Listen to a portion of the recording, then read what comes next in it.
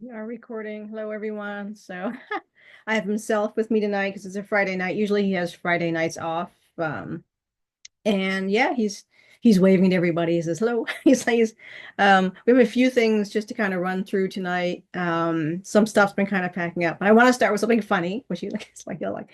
So this morning I was, just there was a commercial that came on. There's this guy on an airplane, and he leans back on the airplane seat and like takes his shoes and socks off, and he puts his feet up on the chair ahead of him, and the stewardess comes by. How do you sleep at night? And he says, like, I use this mattress, blah blah.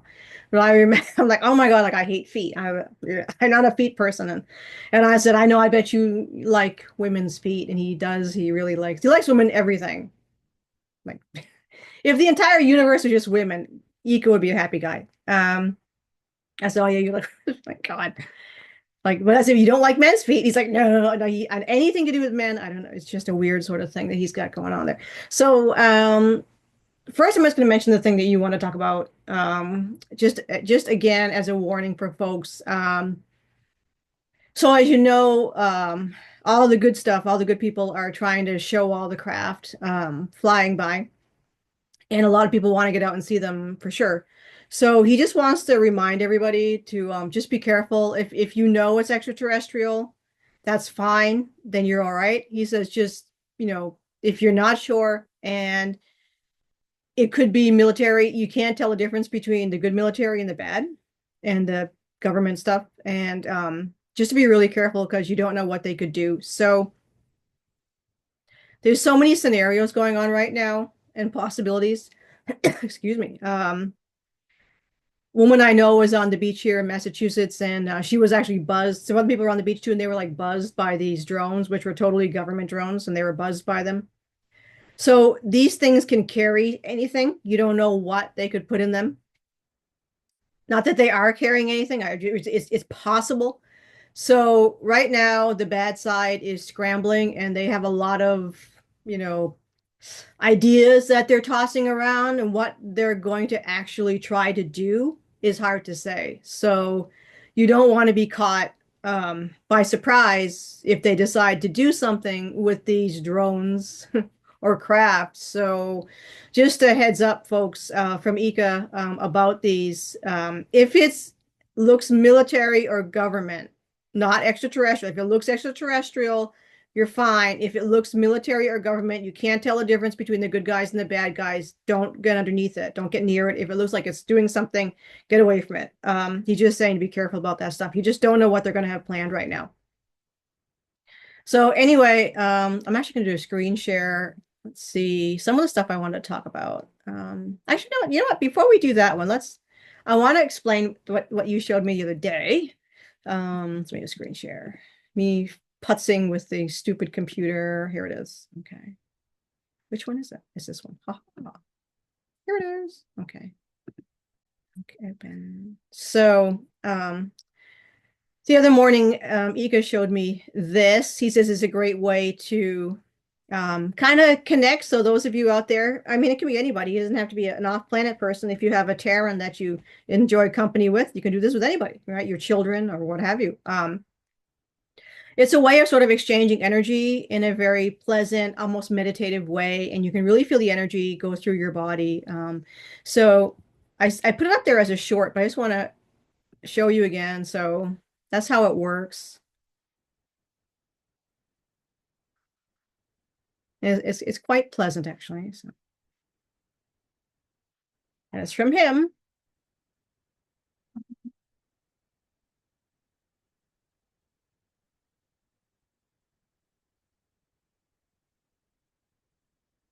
Yeah.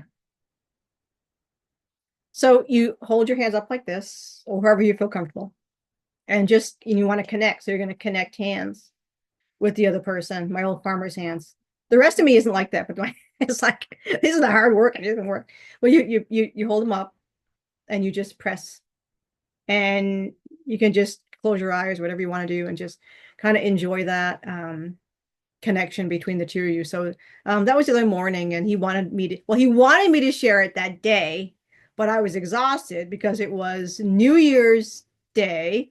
And that night I went to bed early. I didn't, I don't do New Year's. So But I had a cup of coffee, so I ended up like waking up like, "Ugh." Really bad nights. I was retired. And he's like, "Oh, I want," he's like, put it up. I'm like, "I put it up, I'm gonna put it up as a short." He's like, "No, put it up on like a video like this." I'm like, "I'm tired." See, like, he's the worst passive aggressive, like, and stubborn. I mean, they don't, there's no waste of time to even trying I said, "No, I'm tired. I'm going to do it." So I'm actually, I know he's like, "You're really late," like 2 days behind. I mean, God. And I did put it up in a short, to be fair, and I shared it on Facebook. So, all right, we did it. Now it's up. So, all right. Um, Now I can get into some of the other stuff I want to talk about. So screen share again. Here we go. Ah, computers. Okay, share this one.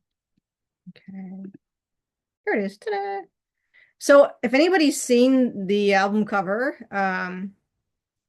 to one of the Def Leppard albums, Pyromania, well, I think it speaks for itself. Um, the Pleiadians, the Ahel, love 80s music. And that's like, well, I can see like why it's kind of lively and anyway. But I think it's just kind of strange now that I've been being force fed a lot of these 80s songs, that there's messages in these songs. And I've been getting a lot of Duran Duran, which I haven't heard in a lot. I think they forced me into Duran Duran. Not that they forced me, there's nothing wrong with Duran Duran, but it's like when I was a tween, I had a thing for Duran Duran. I really liked them for some reason. They very deeply resonated with me, and I don't know why. Now I think it makes sense. There's messages in their music, and there's messages in a lot of music. So, well, I mean, like I said, I don't think I have to explain this one. And I put this up as a short. I said, look at this stuff. When you're hearing these songs, or when you think you're being sort of compelled to listen to some of these songs. Eeka is a big fan of Def Leppard. One of our special songs is "Bringing on the Heartbreak." He likes that. He's a big fan of Guns N' Roses. We like "Sweet Child of Mine," "Patience." So this is music I never listened to. I listen to it now because he loves it. So so that's another one. Of course, our main song is Metallica, "Nothing Else Matters." That's like our hymn. Anyway. Oh, yeah, I should mention too, for folks just beginning to have relationships, or you're sort of rekindling the flames in your extraterrestrial relationships. More times than not, well, music plays a big role in most cultures off planet. We love music and entertainment, and so it's not surprising that your special person will try to bring music to you, right? So pay attention to that and what kind of messages come through on the music, because it's usually from them telling you, like, "Oh, here's a song that we like. It's on the radio right now." So it's like, "Oh, okay." And then read the lyrics and see what it says. But anyway, surprise. That's definitely was a prophecy in the Def Leppard cover there. So another song that I kind of kept getting, was, I'm gonna play it. I'm just not gonna play it. I'm just gonna, because you can't play it, they'll go bananas on you. So it's "The Flock of Seagulls." They're really old. It's the song "I Ran." And some of the lyrics are kind of surprising when I'm like, why am I getting this song repeatedly? A lot of times I'll get woke up with a song, like, what the? It was "Planet Earth" by Duran Duran. That was January 2nd. It wakes me up, it's like it starts playing. So I'm not sure who gives it to me. I believe it's a higher like density group of things. I get a lot of stuff from the Nine. I don't know if this is from the Nine or not. I'm kind of leaning towards something like that, and some of the higher intergalactic type councils and higher beings, whatever you want to call them. When I say higher, I don't mean like high. I mean, like, you know what I mean, non-physical type, like whatever, not regular folks like me and him and all that. So yeah, so because I ran so far away, I ran all night and day. I couldn't get away. So a cloud appears above your head. A beam of light comes shining down on you, shining down on you. The cloud is moving nearer still, and his aurora borealis comes in view. And that, to me, that seems like almost like the lights that would change on a ship. And then he says again, "It reached out a hand to touch your face. You're slowly disappearing from my view, disappearing from my view. Reached out a hand to try again. I'm floating in a beam of light with you, a beam of light with you." teleporting up into there's Semyasi's beam ship in full action there. The Duran planet Earth. Let up actually. Yeah. All these devices. There we go. It's planet Earth, song by Duran. Here it is.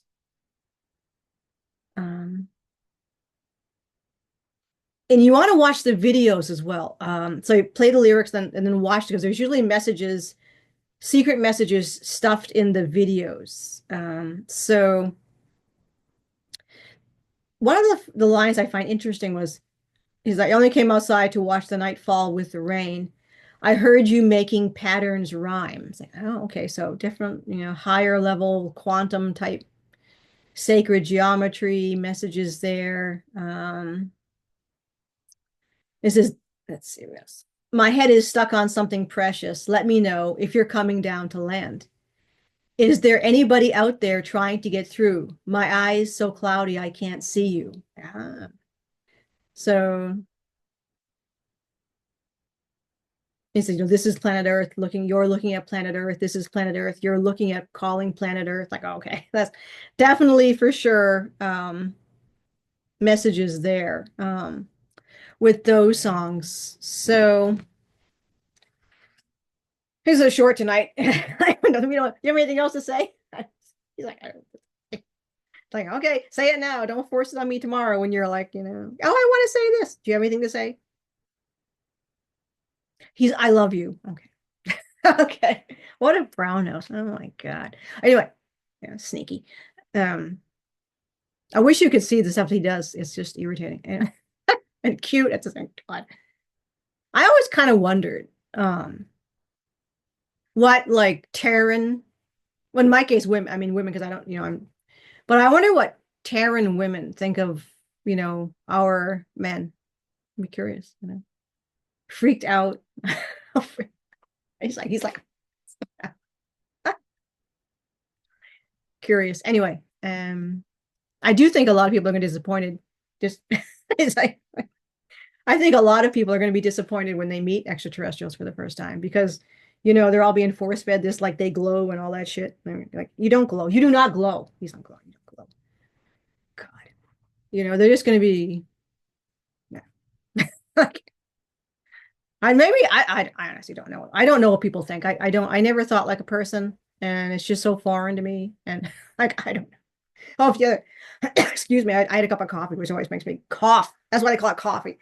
Oh, I went to Trader Joe's the other day. This is my life. Ever since I was little, I was like, I'm gonna outgrow this shit, and I never did. Because I would watch adults when I was a little kid, and they're all like, they seem normal to me, and I'm like, why do I feel this anxiety? Why do I feel like this? Why am I like picking up all this shit? And I think, okay, well, maybe as you get older, it just goes away. So, as my role, which I'll talk about in a bit. So ever since I was a little kid, I was in contact with the ships and of course Eeka, and I didn't know really his role then. But because I was only a kid, so I'm like, who is this strange man? He's really nice, must be a family member. That's what I figured. But they would give me things to do and they would glean information from me when I would be around people. They would pick up on what it was that I was experiencing, and they would like analyze that on sort of what they were looking at, what they were looking for, and which I knew they were looking for was human behavior. So I was a weird mix of a kid. So I would freak people out. I think I still freak people out, but I would definitely freak people out as a kid. Just the way I would act and kind of stare at them and everything because they were feeding information. So I would stare at people and they would be able to sort of download whatever it was I was seeing and they would report on how people were acting. But then as I get older, I would actually meet with upstairs military personnel. And that's when I was working under Eeka. And I would meet with them and bilocate and give them information directly on the observations I gleaned from humans and what they were doing on this planet, how they were thinking and how they were acting. So that was my role here. I was basically a spy. still a spy in many ways. So are most of you. You're basically you're operatives for the upstairs different militaries. Not everybody's GFW, by the way. So some people are, but not everybody is. So you're basically spies and operatives. Now, of course, as you know, the government knows this, and they were always after you. Many folks ended up in really nasty programs, MK Ultra and all that kind of shit, and that's yeah. I mean, they tried to kill me in 2016. They're always obviously right. So war, we're in a war. So it is what it is.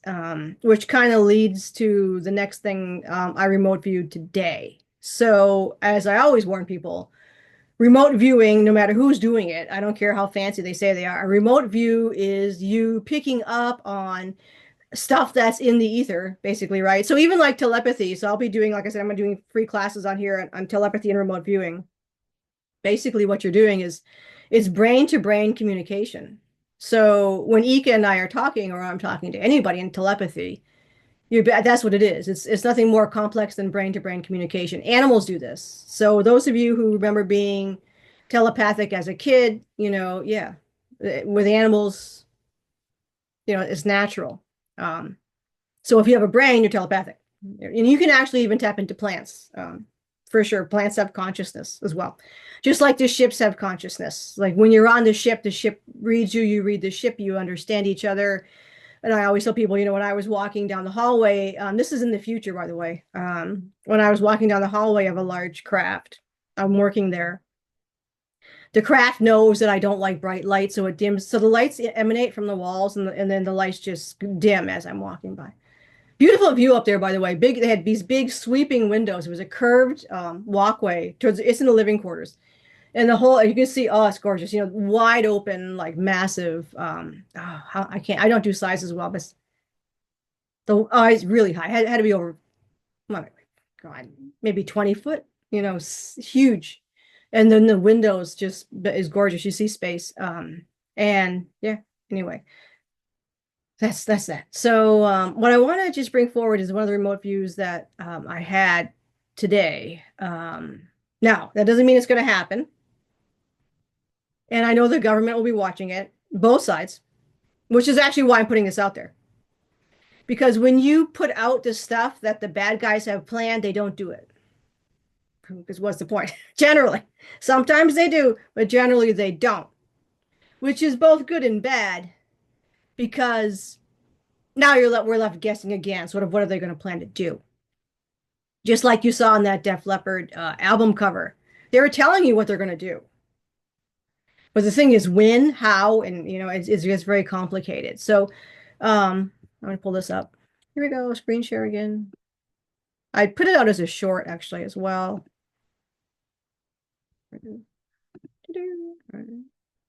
Open.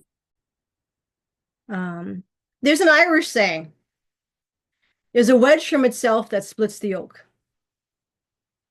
And that's what came to me today when I was remote viewing this. I can't stand the sound of my voice, but I'm going to play it for you anyway. Like,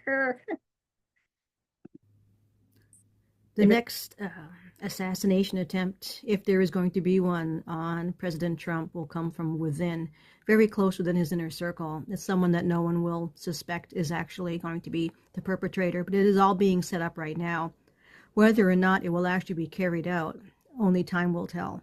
But the next perpetrator, the next attacks will be set up from within his circle, someone that he trusts.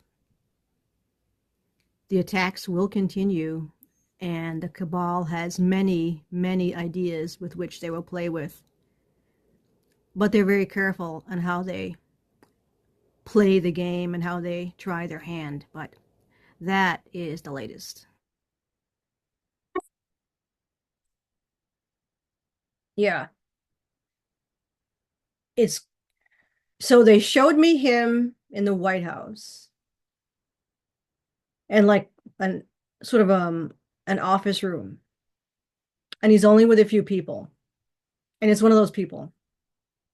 So this is someone that no one suspects. That's a plant that he trusts. Um, I have the suspicion that he's gonna get an inkling. Like, you know how you have that funny feeling about somebody? I feel like that's what's gonna happen. He's gonna have this like funny feeling about somebody. And anyway, well, of course now, obviously, the benevolent government as well as the bad guys, because we're monitored. Let's be, you all know, it's like where everything we do is being watched, because we're the enemy. It's like obviously, but they're gonna hear this, so at least it'll wake up the good guys to be like, yeah, there's a, you know, somebody in your midst that's not trustworthy, and it's easy enough for them to do that. You really, I mean, it's the way it is right now, it's almost like you can't trust anybody. Like if you were in that position, it's very challenging. I wouldn't want to be in that. I mean, honestly, you really like, and I think he knows that. Like, I'm not like pro. I'm not a political person. I'm not interested in any government. I don't believe in governments or anything like that. I don't follow anything that humans do at all. I actually left human society a decade ago, anyway, at least. And so I'm sort of watching this from the outside, just for people who are interested in this kind of thing. Well, and I just feel like it's, if they're giving me this information, I need to share it.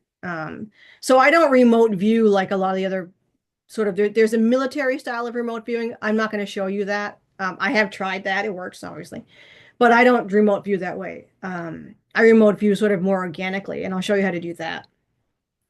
But yeah, so maybe rock and roll stuff's going to be happening. There's going to be a little bit of rock and roll. So, yeah, oh my God. We're gonna have a little bit of a date night apparently with himself. So it's kind of cute. Usually, sometimes he has Fridays off. So if he does, whenever he has time off, he comes and just kind of, chills for sure. After the stressful job that he has, and the semi nightmare we're all living in. Not just you guys, upstairs is going through the same thing. We're separated from our homes, we're separated from our families, we're separated from our bodies. It's like, holy shit. What is this?